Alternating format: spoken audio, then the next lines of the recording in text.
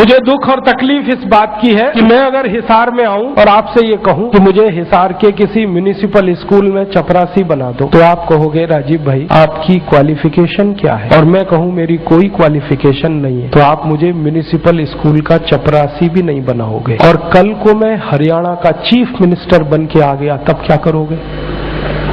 उसी zero qualification पर मैं हरियाणा का अगर चीफ मिनिस्टर बनकर आया तो आप मेरे गले को मालाओं से लाद दोगे और जिंदाबाद इतनी करोगे तो सारा शहर बहरा हो जाए। ये विडंबना है हमारे देश की।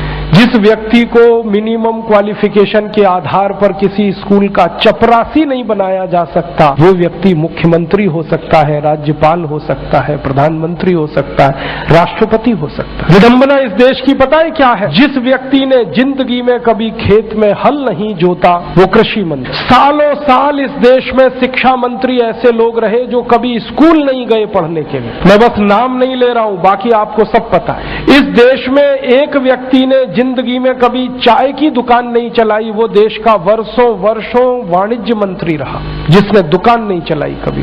फाइनेंस का जिसको ABCD नहीं आता वो सालों साल इस देश में वित्त मंत्री रहता है। जिसने कभी अपने बेटे और बेटियों को भारत की सेना के लिए भेजा नहीं कुर्बान होने को, वो देश का रक्षा मंत्री हो सकता है। और जिसको अपनी रक्षा करने के लिए सैकड़ों जवान लगते हैं वो देश की क्या रक्षा करेगा?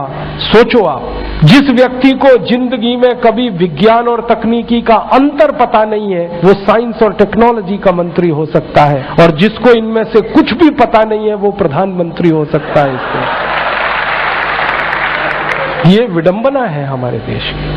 अज्ञानी व्यक्ति ज्ञानियों पर शासन कर सकता है, और हमारे शास्त्रों में कहा गया है, वेदों में कहा गया है कि अज्ञानी व्यक्ति जब ज्ञानियों पर शासन करे तो समझ लेना देश और समाज का बंटाधार ही होना है। हमारे देश में यही हो रहा है। हर अज्ञानी ऐरा गहरा नत्थू खैरा जो किसी नेता की चप्पलें उठाता था, जो किसी के जूतों में पॉलिश करता था, जिसने कभी किसी नेता के घर में रोटियां बना के खिलाई, वो राष्ट्रपति पद तक लोग पहुंचे हैं। ऐसी स्थिति हमारे देश में। उनकी क्वालिफिकेशन ही एक है कि कभी किसी बड़े नेता के रसोई में रोटियां बना के खिलाई तो राष्ट्रपति हो जाओ भैया। ऐसी बंदर बांट मची है इस देश में। और ये उस देश में जिसकी आजादी के लिए 7,32,000 लोग कुर्बान हुए, उस देश में। मुझे बहुत दुख होता है, तकलीफ होती है। अभी एक सच्ची घटना मेरे साथ घटित हुई। मैं एक दिन कानपुर गया था, तो कानपुर के रेलवे स्टेशन पे उतरा। उतरने के बाद शहर में बाहर आने के लिए नीचे पुल पर से उतर के आया तो एक छोटी सी चाय की दुकान थी। उस पर एक बेटी और एक माँ और एक छोटा सा बेटा आपस में बात कर रहे थे। वो क्या बात कर रहे थे? वो कह रहे थे, माँ हम गरीब क्यों हैं? तो कान में मेरे शब्द पड़ गए। मैंने कहा ये इस तरह का प्रश्न कोई अपनी माँ से पूछे तो मुझे लगा ये कोई साधारण लोग नहीं है, कुछ तो इनमें असाधारणपन है। चल के पूछा जाए कौन लोग हैं, परिचय लिया जाए। तो मैं गया उस दुकान पे, मैंने पूछा आप लोग कौन है? तो उन्होंने कहा कि हम तात्या टोपे के परिवार के लोग।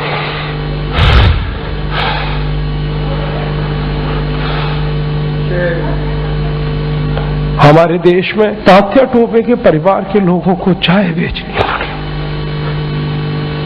और गद्दारों को सिंहासन मिले।